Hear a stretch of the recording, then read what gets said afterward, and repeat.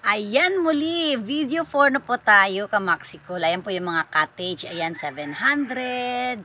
Merong 500. Ayan. Ang alam ko pwedeng mag-overnight dito kasi may mga ilaw naman sila. So kung gusto niyo mag-overnight, bakit hindi? Ang saya-saya dito. Napaka-presko ng hangin. Ayan, baybayin po natin ang mangrove tree na may mga cottages. Ayan. Yan po ay pwedeng i-rent.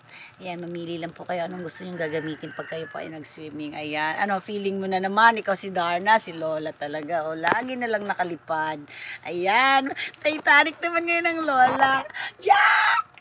Jack, nasaan ka, Jack? Talaga naman. Ang sarap ka-Maxicol mag-swimming. Oh, ang linaw ng tubig. Ayan po yung sinasabi ko sa iyo. Ayan, pwede pong i-rent din yan. Ayan po.